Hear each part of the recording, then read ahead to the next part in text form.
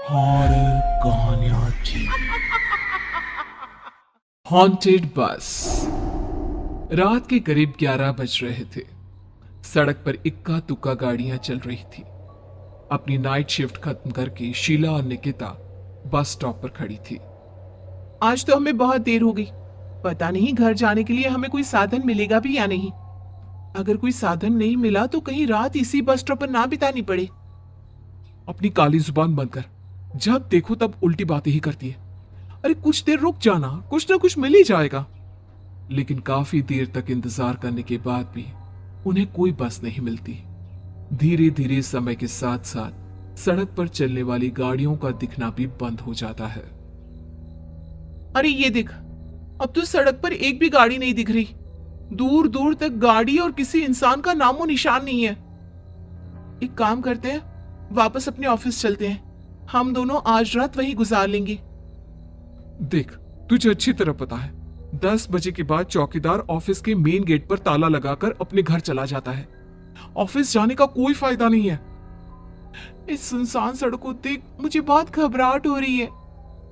एक काम करना, उसी चौकीदार के घर चलते हैं। वो भी तो परिवार वाला है। हम बेफिक्र होकर आज रात उसके घर पर रुक सकते हैं। अरे पागल, चौकीदार 10 बाई 10 की खोली में रहता है।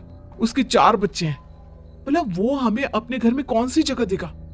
अब तू ना ये बेकार की बातें बंद कर और चुपचाप खड़ी रह। शायद कोई लिफ्ट ही मिल जाए। फिर काफी देर इंतजार करने के बाद आखिरकार एक नीले रंग की बस उनके सामने आकर रुकती है। बस का दरवाजा खोल कंडक्टर उन दोनों से कहता है, कहिए, कहाँ जाना है आप दोनों को?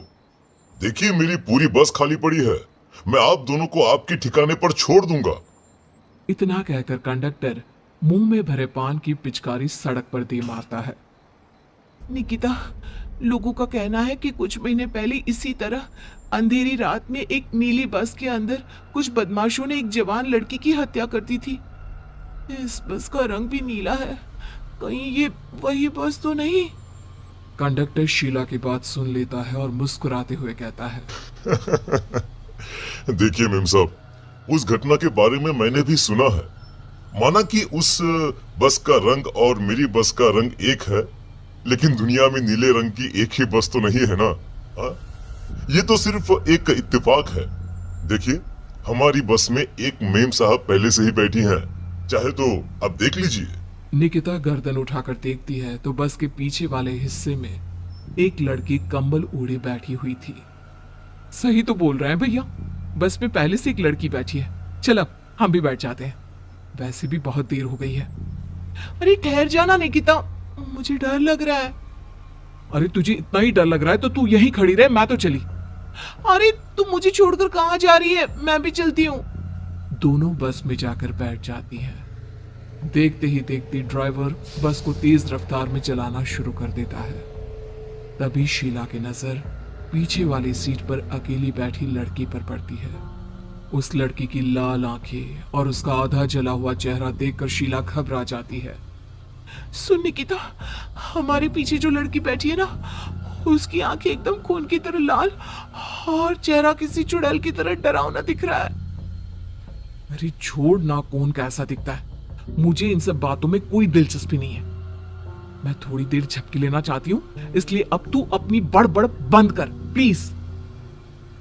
बेफिक्र निकिता अपनी आंखें बंद करके बैठ जाती है। दूसरी ओर बस जंगल के रास्ते में पहुंची है। चारों तरफ घना अंधेरा और साथ ही जंगल में मौजूद जंगली जानवरों की डरावनी आवाजें शीला को और भी ज्यादा डराए जा रही थी। थोड़ी ही देर में बस एक बरगद के पेड़ के पास से गुजरती है। तभी अचानक बरगद की डाल पर बैठी एक बिल्ली कूदकर खिड़की के रास्ते शीला की गोद में आ गिरती है। मर गई रे, बचाओ मुझे, कोई बचाओ। शीला के चिल्लाने की वजह से निकिता की आंख खुल जाती है और वो भी घबराकर इधर उधर देखने लगती है। तभी पीछे वाली सीट पर बैठी लड़की उठकर शीला के पास आती है और बिना कुछ कहे उस बिल्ली को शीला की गोद से उठा उसे सहलाते हुए अपनी गोद में लेकर वापस अपनी सीट पर जाकर बैठ जाती है। अरे शीला, तू तो बहुत ही डरपोक है। जरा जरा सी बात पर उछल पड़ती है। मैं कल से अकेले ही सफर करूंगी। अरे मैं क्या करूं? वो बिल्ली अचानक मेरी गोद में आ गिरी। अपनी बकवास बंद कर और मुझे चैन से सोने दे। इस तरह शीला को डांटकर निकिता फिर सो जाती है, पर तभी अचानक एक झटके से ब्रेक लगाकर ड्राइवर बस को रोकता है। शीला खिड़की से बाहर झांक कर देखती है तो उसे सड़क के किनारे एक काला आदमी खड़ा दिखाई देता है। उसकी बड़ी बड़ी दाढ़ी और अजीब से कपड़े देखकर शीला को घबराहट होने लगी। क्या हुआ ड्राइवर भैया? आपने बस क्यों रोक दी? अरे वो देखो वहाँ, वो सड़क के किनारे एक आदमी खड़ा है, उसी के लिए मैंने बस रुकवाई है। शीला निकिता को धक्का देकर नींद से जगाती है। अरे